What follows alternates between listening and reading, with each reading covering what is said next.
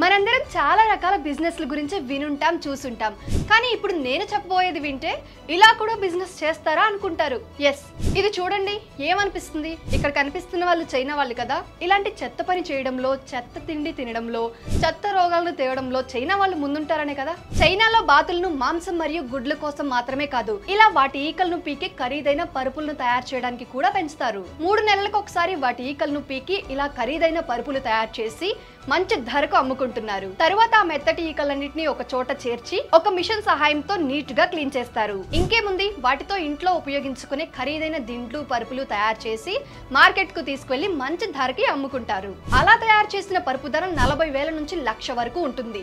దిండు ధర 10,000కు పైనే. ఈ బిజినెస్ తో నెలకు కొన్ని లక్షలు సంపాదిస్తున్నారు. అయినా పరుపులను తయారు చేయడానికి బ్రతికి ఉన్న బాతు ఈకలను పీకడం ఏంటో నాకైతే అర్థం కావట్లేదు. ఈ చైనా వాళ్ళు దేన్ని వదలరు, ఏం మనుషులో ఏంటో. కానీ ఒక ఐలాండ్ లో ఇక్కడ కనిపిస్తున్న ఈడర్ బాతు ఈకలతో కూడా పరుపులు తయారు చేస్తారు. కానీ బాతులకు ఎలాంటి హాని జరగదు. అలా తయారు చేసిన పరుపు ధర 6 లక్షలకు పైనే. ఎందుకు ఇంత ధర ఉందో కింద ప్లే బటన్ లో ఉన్న వీడియోలో ఉంది, చూసేయండి. బిజినెస్ కి సంబంధించి మరిన్ని అప్డేట్స్ తెలుసుకోవడానికి బాస్ వాలా యాప్ ని డౌన్లోడ్ చేసుకోండి.